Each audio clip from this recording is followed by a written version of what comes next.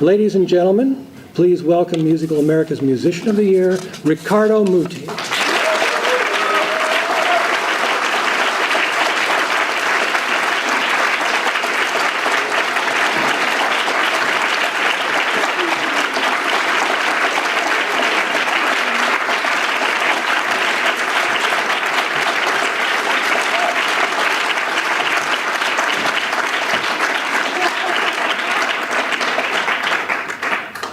Thank you for your wonderful words.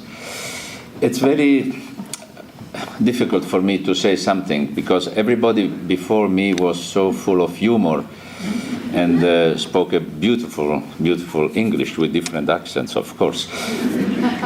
Thank you, Maestro. I'm always nice to singers, you know. It's my specialty. But I was thinking, you know, tonight the awards were received by very distinguished, wonderful artists, and I was thinking, a composer that writes music. So the Maestro spoke about fantasy, but in the end it's concrete because the note exists on the paper. So he does something concrete. Then a fantastic violinist, he plays the violin, he produces the sound. A wonderful singer produces the sound singing. A wonderful pianist that plays the keyboard. So I was thinking, what really I do?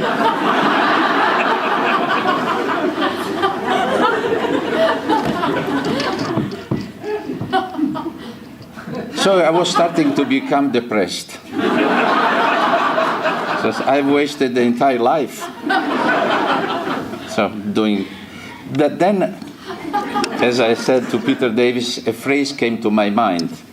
My teacher, I had great teachers in Italy, great teachers. And my teacher of conducting was Antonino Votto. He was the first assistant of Toscanini in the 20s in La Scala, the golden period of La Scala, and you can find many of his records with Callas, Tebaldi, etc.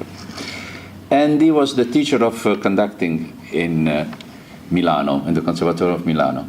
And coming from the Toscanini school, he was very basic, to the point. So when we asked questions about how to do this or to do that, he always said, why you worry? You don't have to play. Just do this, something will happen.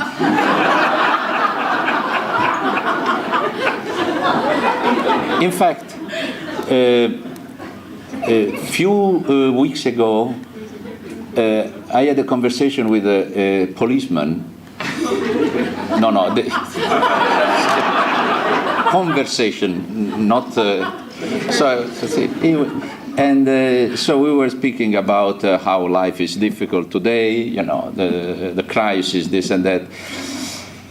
And he said, you know, I have 1,200 euros per month. I have several children, this and that. I said, don't worry. If you want to change your life, and I want to help you, you know, I want to help you because you are such a nice guy.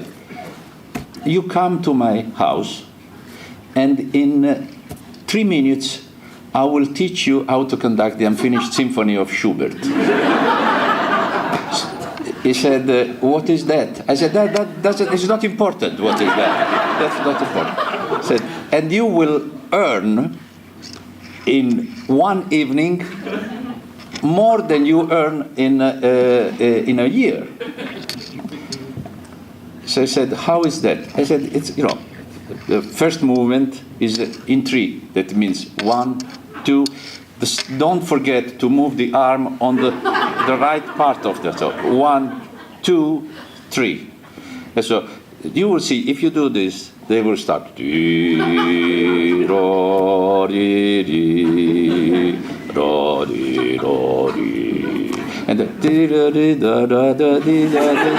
keep going. Don't stop. Keep going. Then, when the orchestra stops, that means that the first movement is over.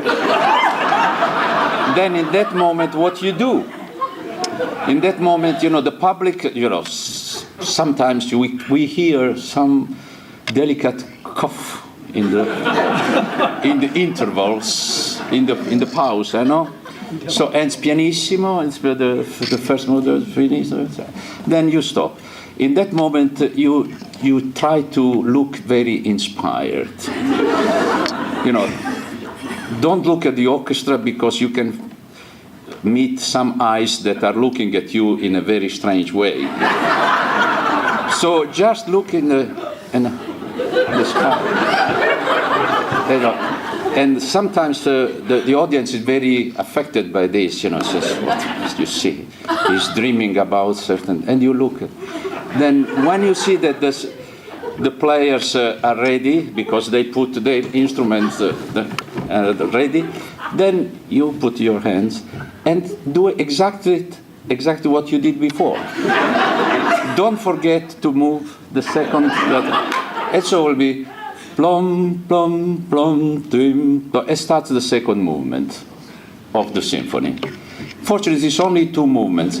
When they stop, you stop. Then you turn, you take your applause, and then you take the check and you sing. And this is what is about conducting. So that's it. But also,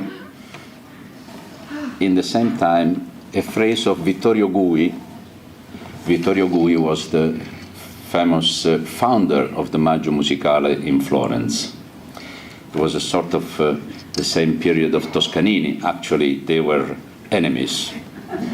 And bravo who? Toscanini or Gui?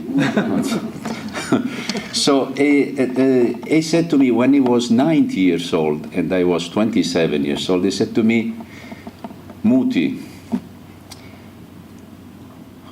what a pity to be near to death just now that I was learning how to conduct. He meant not to beat time, but to get from the souls of the musicians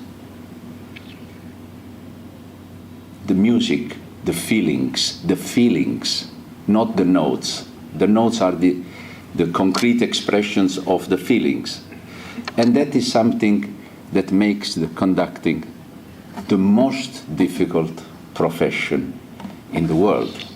Because we have an idea that has to be expressed through the arms and then has to go through the instruments that are played by the fingers or the mouth of players and go to the public. So it's too long way. To beat time is very easy. Anybody can do. Anybody. To make music is very, very difficult. Now everybody is thinking in this room, what is your position? Which part? I think that I'm in the middle of the road.